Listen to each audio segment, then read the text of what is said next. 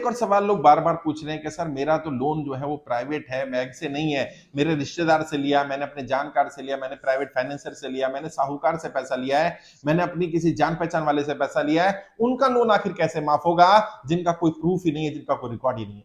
साथियों, ऐसा नहीं होता है कि आपने प्राइवेट फाइनेंसर से, जानकार से, साहूकार से, किसी से पैसा लिया और उसका कोई प्रूफ ना हो। आप इंटरेस्ट दे रहे होंगे, कोई तो प्रूफ होगा, और नहीं है तो आप 1-2 महीना उसके बैंक अकाउंट में इंटरेस्ट डाल दीजिए ताकि प्रूफ अब पैदा हो जाए आपके पास।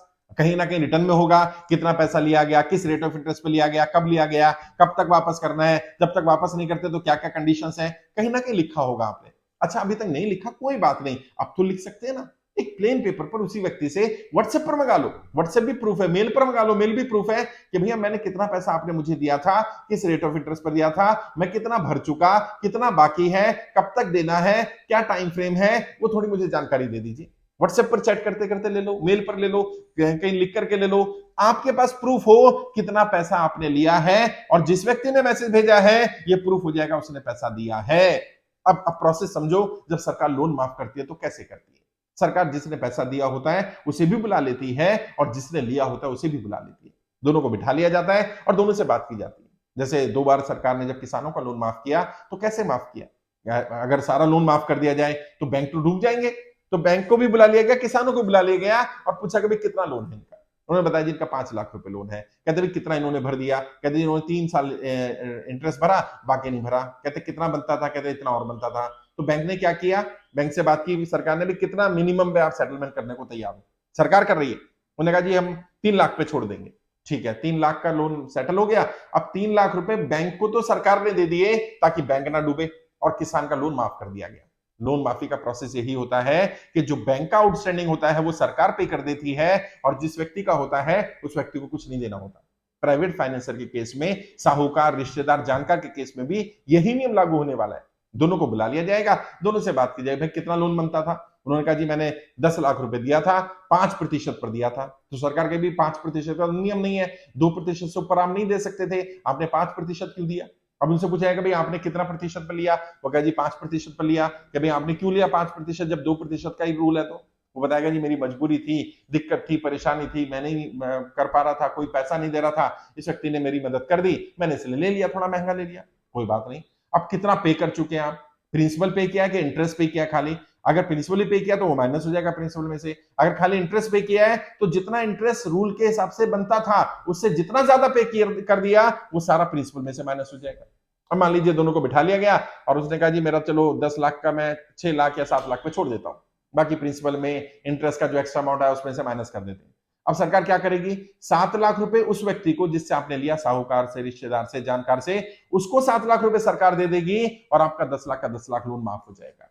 यानी आप पर भी बर्डन नहीं पड़ेगा और जिसने पैसा दिया उस पर भी बर्डन नहीं पड़ेगा, उसका पैसा मरेगा नहीं, और मरना भी नहीं चाहिए यार। आपकी इमरजेंसी में, दुख तकलीफ में, कोई घर में दिक्कत आ गई, कोई शादी करनी थी किसी ने इसलिए लोन ले लिया, कोई बीमार हो गया इसलिए लोन ले लिया, कुछ घर का सामान लाना था, कुछ को अपना खर्चा चलाना था, नहीं चला पा रहे थे, व्यापार बंद हो गया, नौकरी छूट गई तो उन्होंने उधार ले लिया, ब्याज पर पैसा ले लिया। तो जिस व्यक्ति ने मदद की उसका पैसा डूब जाए ऐसा तो नहीं होना चाहिए। उसने समय पर मदद की है आपकी तो उसका पैसा भी नहीं डूबेगा, उसे जितना उसका बनता था जेन्युइनली उतना मिल जाएगा, आपको कुछ नहीं देना होगा। तो इसलिए बिल्कुल घबराने की जरूरत नहीं है। और जो साहूकार, जो फाइनेंस का काम करने वाले लोग जिनके पास लाइसेंस भी नहीं है, वो भी अगर मेरी बात सुन ले, मैं उन्हें बता देना चाहता हूं, कर्जा मुक्ति अभियान आपके भी विरोध में नहीं है। आपका भी पैसा डूबेगा नहीं, और जो डूबा हुआ पैसा है वो भी रिकवर करवाएंगे यार।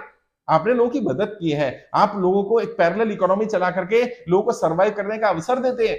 जिनको बैंक लोन नहीं देता, जिनको कोई जानकार लोन नहीं दे रहा होता, जो कहीं से उधार नहीं ले रहे होते, आप बिना जान पहचान के, बिना उसका कोई डॉक्यूमेंट दिए आप उसको पैसा देते हैं, तो आप तो मददगार हैं। तो आपका पैसा मर जाना चाहिए, आपका पैसा डूब जाना चाहिए, और जबकि डूबता ही है आपका। आप रेट ऑफ इंटरेस्ट ज्यादा क्यों रखते हैं प्राइवेट फाइनेंसर, क्योंकि उनका 20-30% पैसा डूब जाता है, तो आपका पैसा भी ना डूबे। और आगे आने वाले समय में ऐसा नियम बनवाएंगे सरकार से जिससे कि ये लोग लीगल तरीके से काम कर पाए, ताकि इनका पैसा ना डूबे, जो डिफॉल्टर हैं उनसे पैसा रिकवर किया जाए, और जो जेन्युइन लोग हैं उनका या तो लोन माफ कर दिया जाए या सरकार उनको समय दे दे।